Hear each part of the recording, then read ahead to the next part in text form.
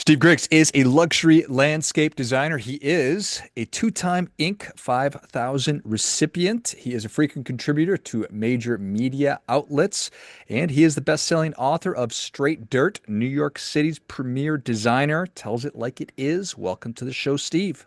Way to be here, George. Glad, man. Good to Yeah, be here. Let's roll. let's do it. Excited to have you on.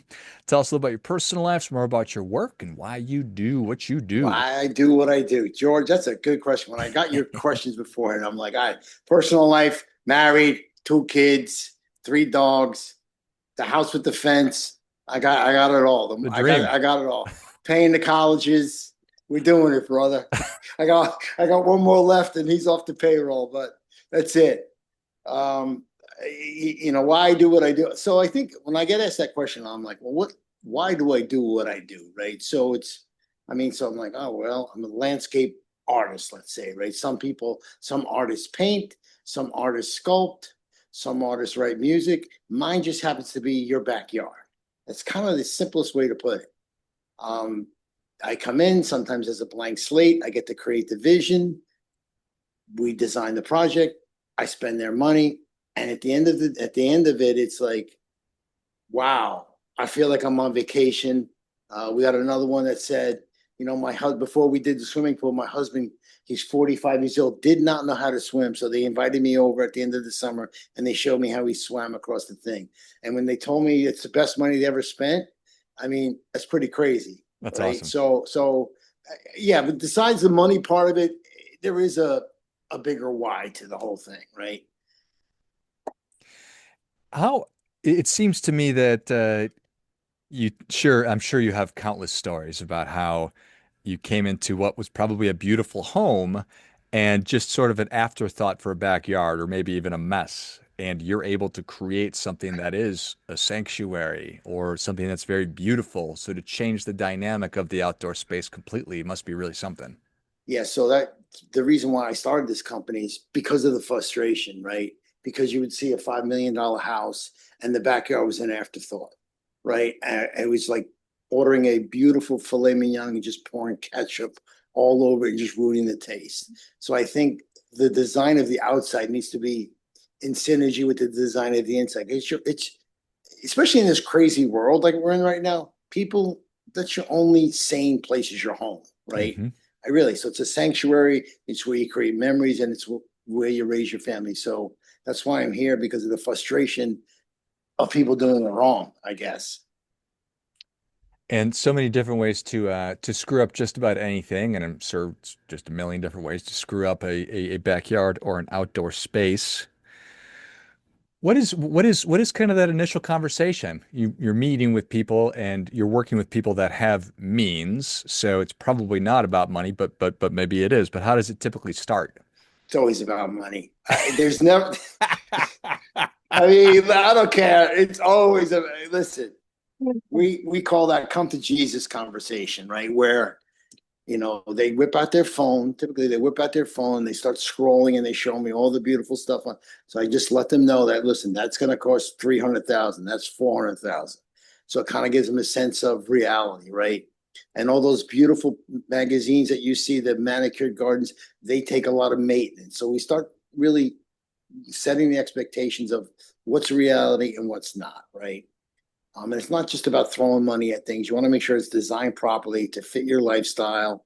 You don't have to spend a lot of money. It just has to be designed properly. It really comes down to the design. I can do a 20 square foot rooftop in Manhattan, and it's still, you can tell it's been designed, properly placed materials. So it's not about just throwing money at stuff. Well, that's a whole interesting thing, isn't it? It's a large estate in the Hamptons is different than that 20 square foot rooftop opportunity, but still an opportunity to create a sanctuary or something that's really beautiful and special. Exactly. It's like your own space, like it's your own space that you can go outside, unplug, and reconnect with things that matter most, right? So it's really I think it's more of a mind thing than just a business transaction, right? Um, So you talk about looking and thinking of yourself as an artist, which you certainly are. When your clients are coming to you with pictures, How does that work? Because they have a vision, but then you're the artist. So do you crumple the pictures up and throw it at them and say, "Get this No, crap out"? no. I never listen. My job is just to lead you up the mountain to get something that's beautiful, that you can trust somebody that's going to pick out the right plants, the right material to design it. At the end of the day, you're living there, right?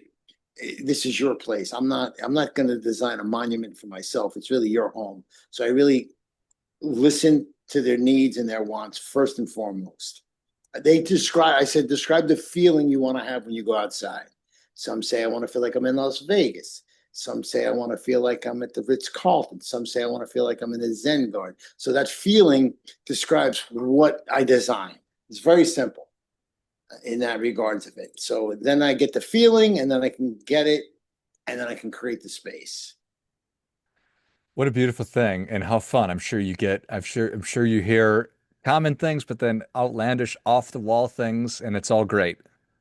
Some's good, some's bad, man. We can share lots of war stories. It just doesn't end. Permitting and drainage and Mm, logistics of getting the stuff up on a rooftop or getting a pool up on a mountaintop in Connecticut is all different things. But I think if you're in business and you're going to be that guy, you can't say, I may be able to do it. I should be able to do it. You have to say, I can definitely do it on time and on budget because they're hiring you as the expert, not the guy that maybe can do the job, right? That's why I've tried to position myself as the guy, not just another guy that they pay me to they pay me to think. They don't pay me to dig a hole, right? hmm So that's what sets me apart from the others, I think. And you have to be that upper tier. Otherwise, you're just going to be another guy that digs holes. right. On time and on budget. How are you able to do that, Steve? Just, hey, sometimes I have to take it in the shorts. I have to, that's part of business, right? You can't say, oh, I messed up on the proposal. I messed up on my bid. Now you got to stick to that price. It's very important that because in this business, referrals are everything, right? And that's why we minimize the advertising in the Facebook is I'd rather give somebody a $300 plant that's not warranted than give it to Zuckerberg on Facebook ads because that will lead me to other people that they hang out with. Super important. hmm Well, that certainly makes sense.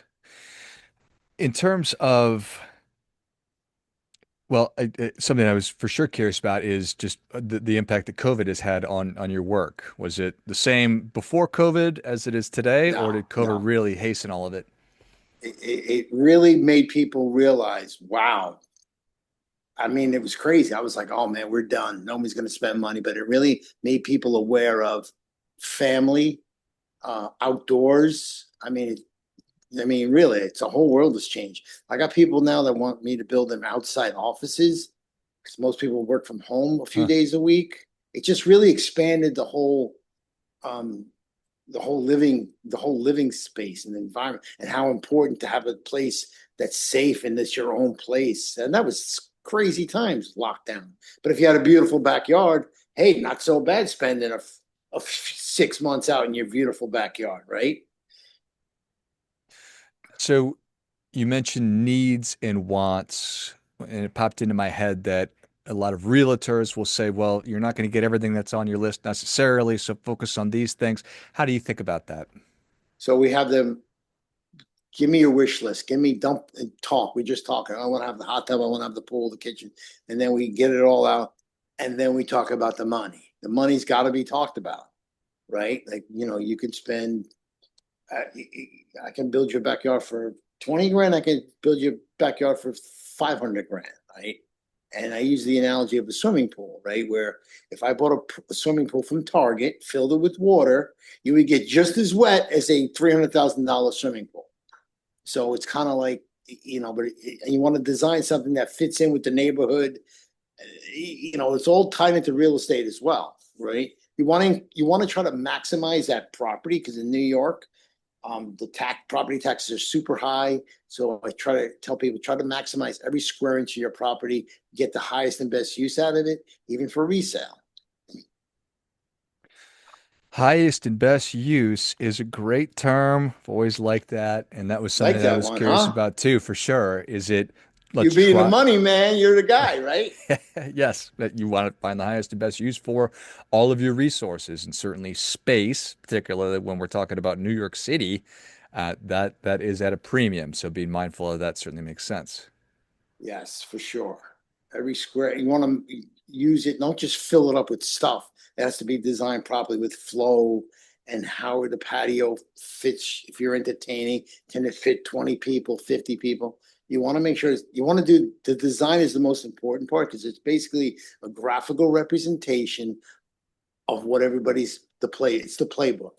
Like you wouldn't build a house without a set of architectural plans. It's the same thing.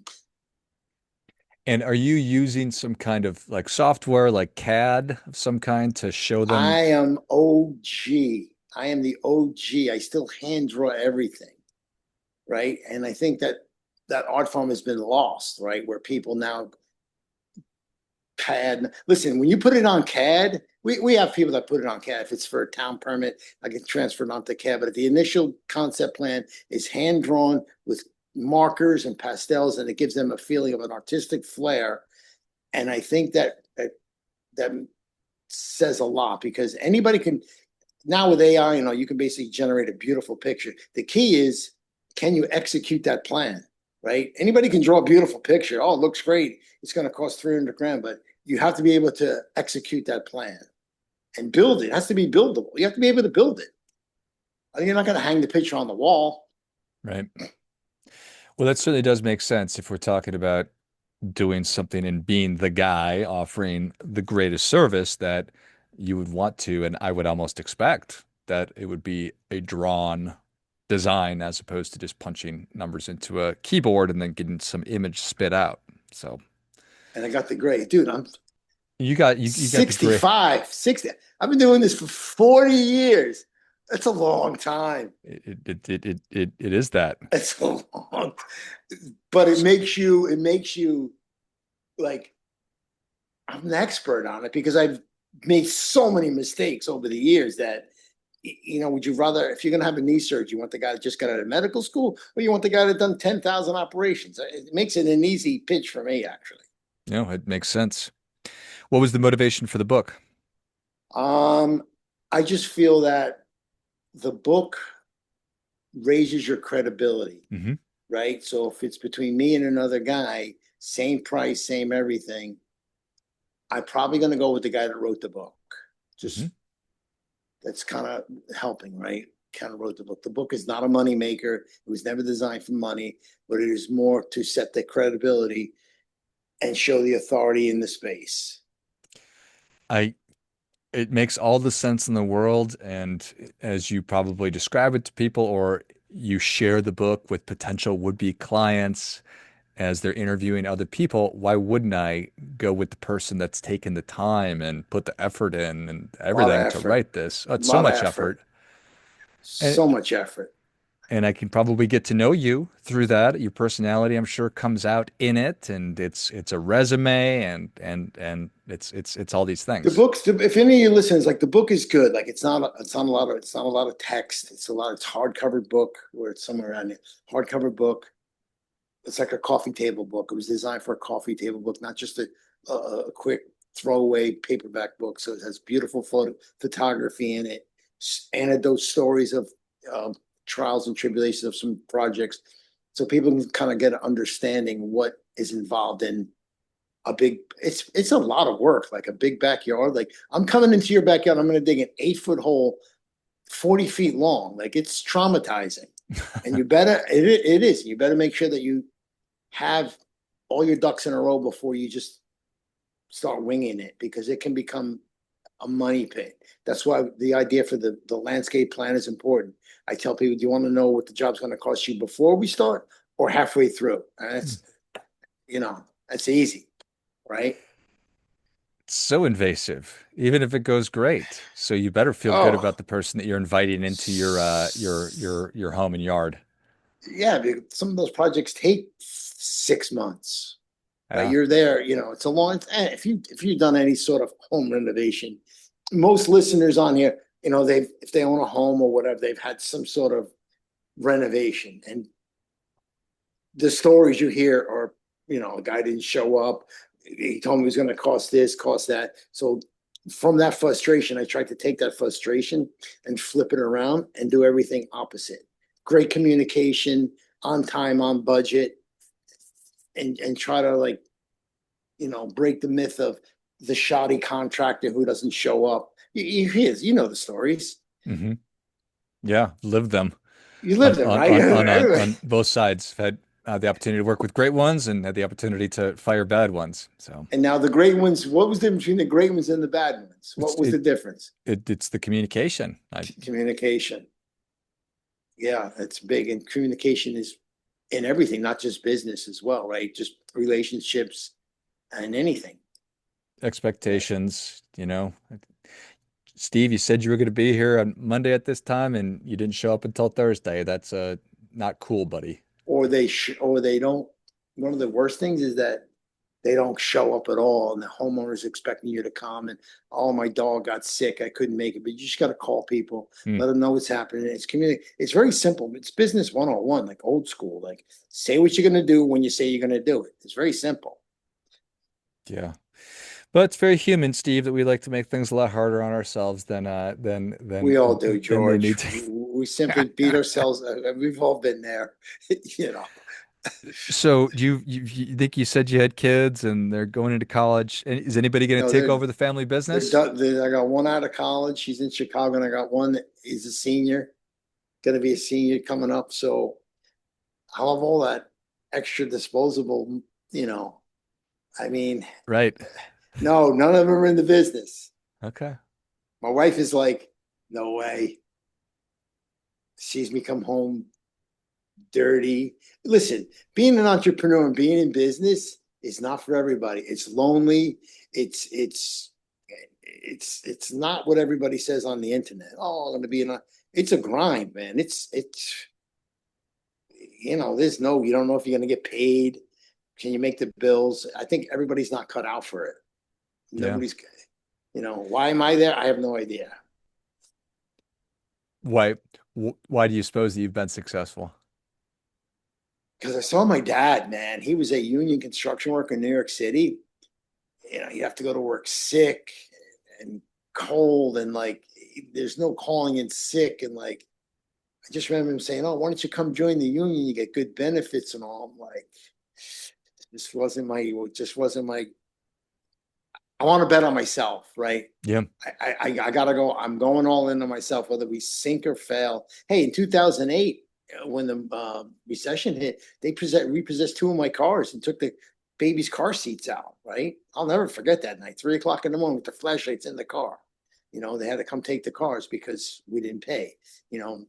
I just had to persist and not give up. I think if you don't quit, I think you can never fail. Right? We've heard that so many times, right?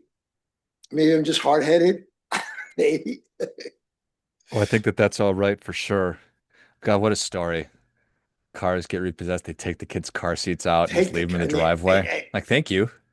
no, but I'll never forget the guy's face, man. He actually felt bad. For sure. I bet. I mean, he felt bad. Like I wasn't mad.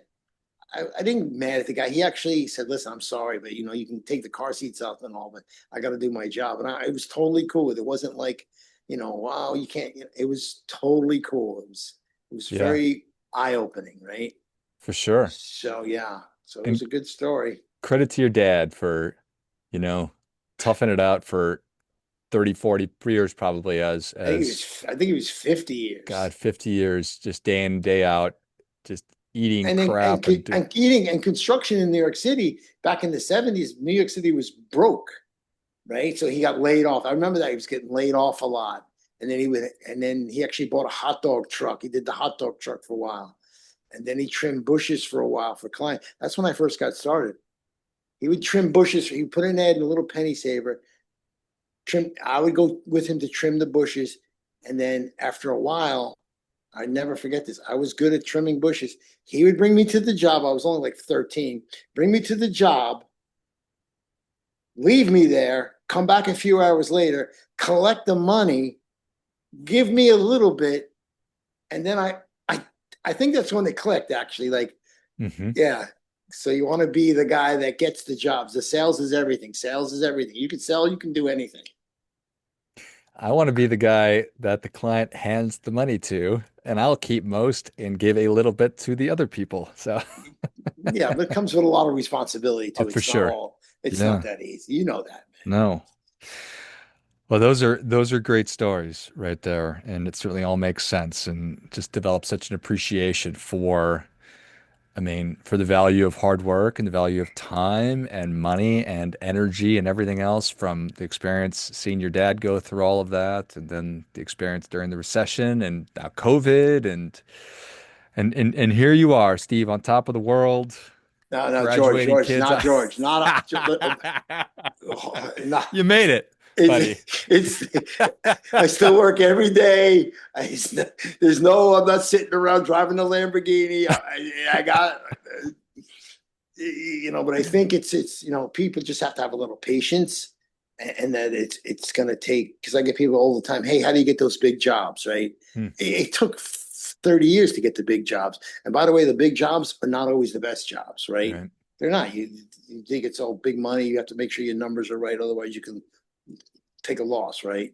Hmm. So I'm just trying to think of something, one nugget I can give your listeners, that you just have to like show up every day, man. Like you hear it all the time, but it is true. Just show up and don't quit. And just, and I think I still do this because I just want to see what else is out there, right? How far, what we can do. We got the book, we got the podcast going with you guys. Like it's, what else is out there, right? So that's why I do what I do. In the beginning of the segment, you asked me, why do I do it? That's why I do it. I just like the game. I like to hunt, right? Hmm. Yeah, I I love don't it. like and I don't like golf. I don't golf, man. So what I else would you be guess, doing for goodness sakes? but Scottsdale's a lot of golf. I heard. We certainly do have a lot You of play golf golf? You courses here. play? Well, You sure. play? Yeah, I have you're a three really golfer. young kids though right now, so golf is I'm not in the How golf old are the season of life. kids? 8, 5, and 2. Oh man, They're no boys, golf. girls.